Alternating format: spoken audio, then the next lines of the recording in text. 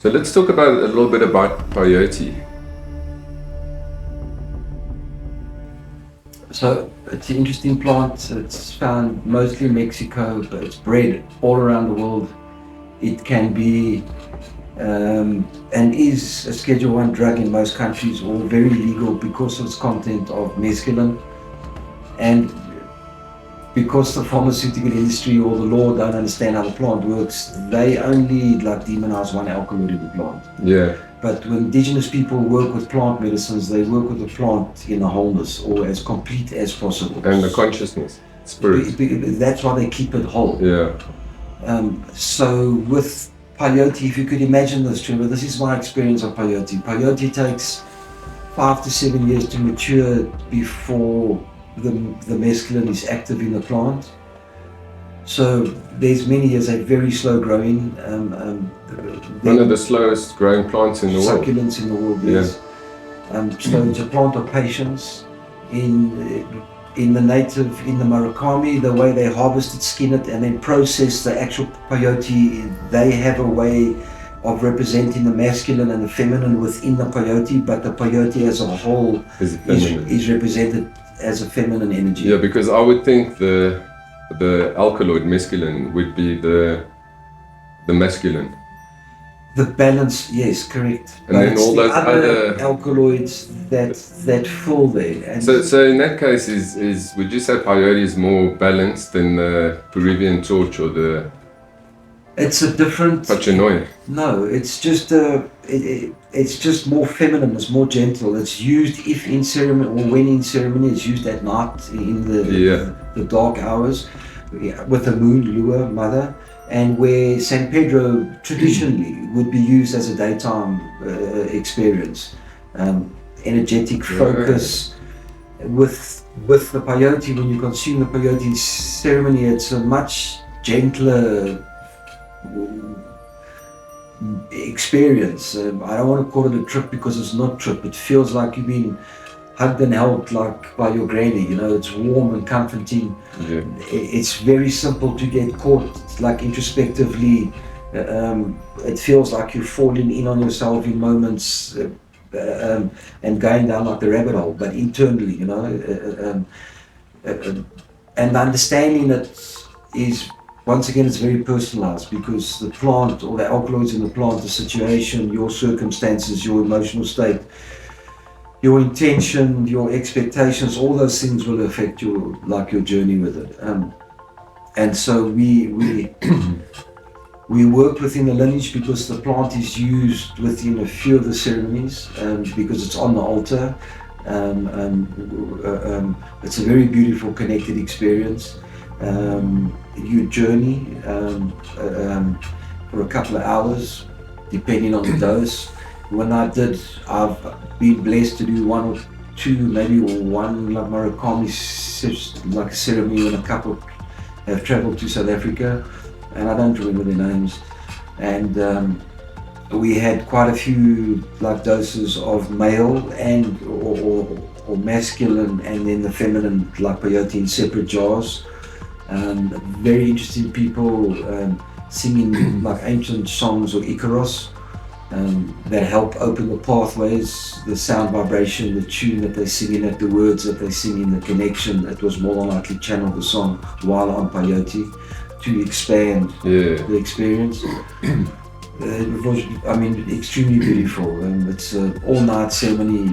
You start sometime in the evening and you end basically when the sun starts coming up in the morning. And people have life-transforming experiences, complete life-transforming experiences, where they get shown another reality, another side to life, a world that's not limited by the mind or by the conditioning or the programming or the so-called understanding that we have of the world. And I always say it, people shift their lives. They want to understand more of who they are. They start to understand it's an introspective journey, because the plants take you to introspective spaces. People say, but what about a bad trip? Well, it's in your head, it's your trip. It's not my trip. It's bad for you, but that's your interpretation of what's happening in your head because of your visions or what's that.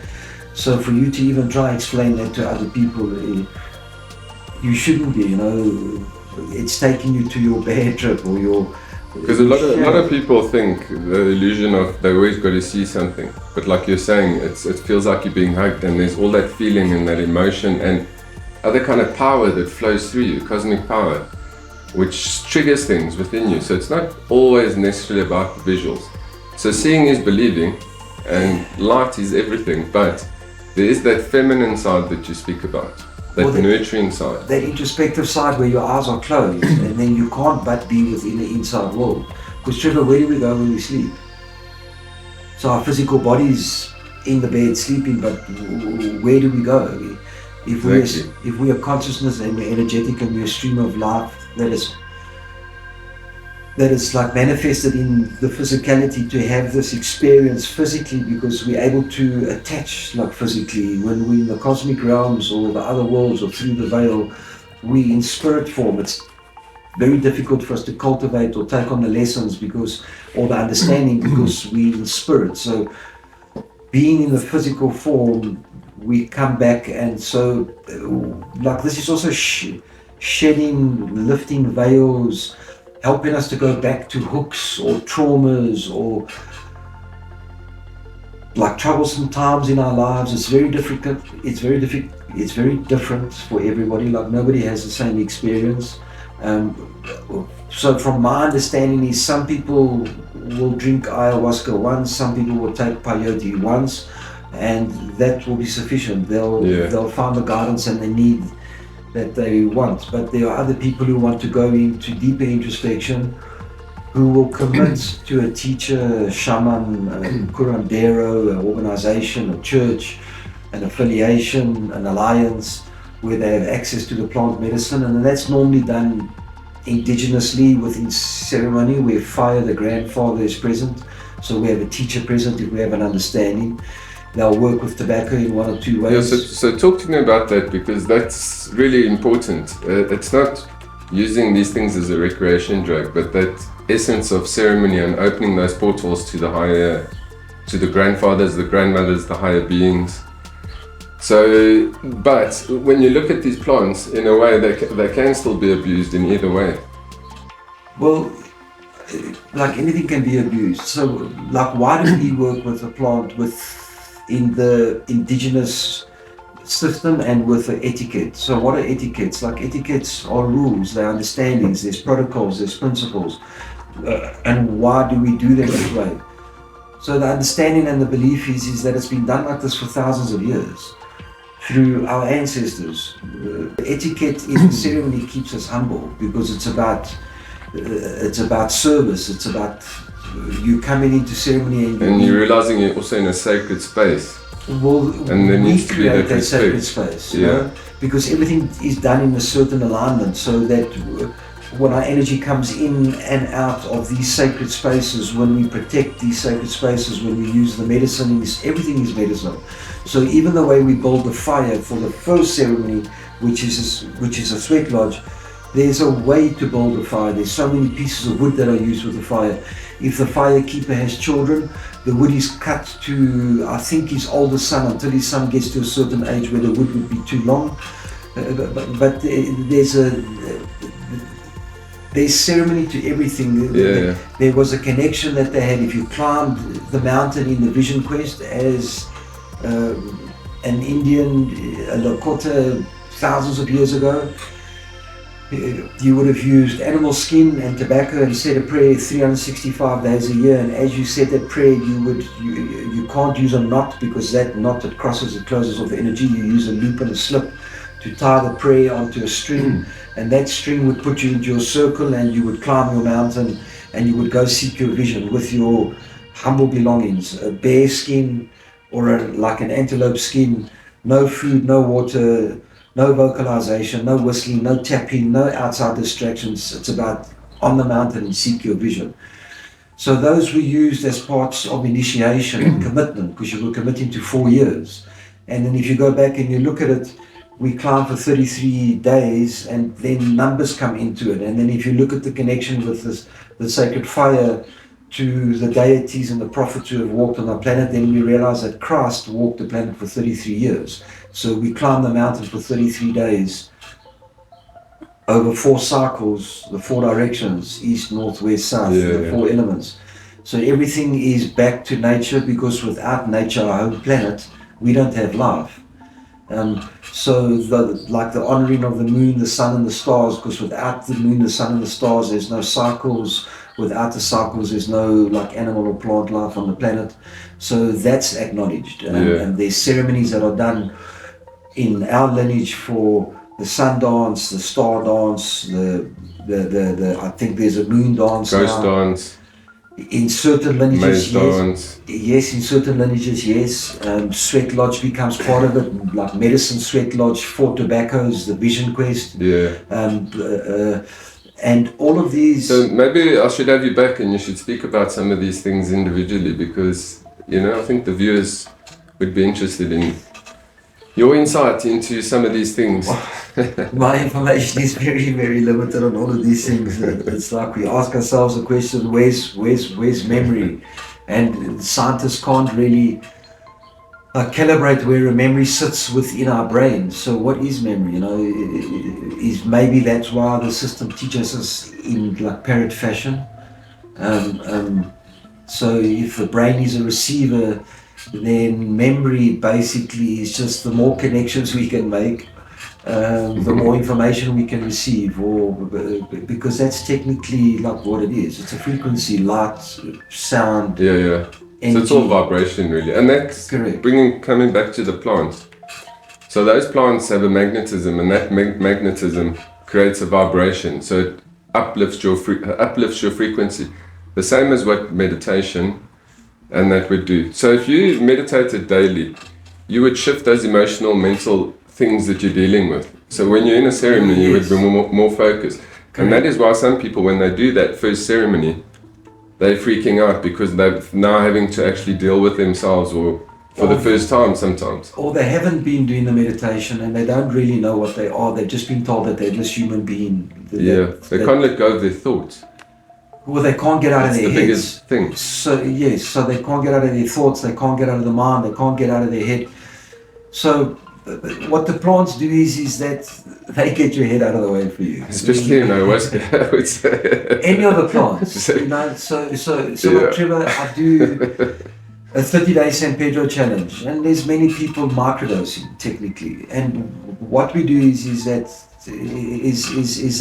we introduce people to plants holistically. We like to go into nature, we like to go to walk, so we use San Pedro because it's the character of the plant, the energy it brings, the vitality, the focus. And so we give people doses of San Pedro, they set an intention, we ask them to come with an open heart and an open mind and no expectations.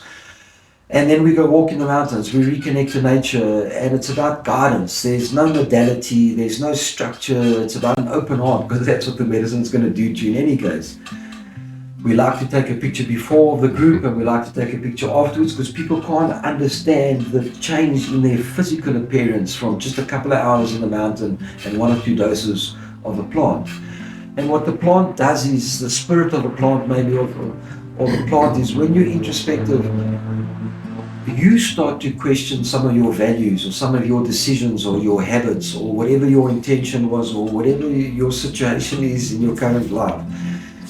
And you start to wonder, like, why am I questioning what I'm doing? Because I know it's wrong, but I've always had a story for it, and now my story's not working. Now I'm going to have to take responsibility, a very big word in the Western world, and not do this thing anymore, whatever it is for you. So the plants get you to that point where you stop buying into your false story, you stop buying into the illusion that you're creating that's keeping you stuck or limiting your expansion or your beliefs or your understanding of the world. So on that point, look how many people that have done ceremonies, stopped smoking, stopped coffee, stopped alcohol, almost like it was a habit. We're cooking dinner, let's open a bottle of red wine. I only have 2 glasses. And so that becomes like your 10, 15 year thing, and they did a ceremony and they get shown something, and that's the last of the alcohol. They'll never touch alcohol again. They're using plants in rehabilitation of drug addicts with huge amount of success. So that makes me think, because this is the whole thing. Are the plants addictive? No. there's not one of the plants. We call them plant medicines. People get offensive because it's not been. I mean, ayahuasca could never be addictive. No, Trevor. It's just something you don't want. I think I drank my first time in, I can't remember, 2010 maybe, 2009, I don't know, somewhere there. Was about then. So I drank ayahuasca for the first time. In these years that I've been drinking, at one stage ayahuasca took my visions away for 2 years, or not took my visions away, it looked like it's interpretation.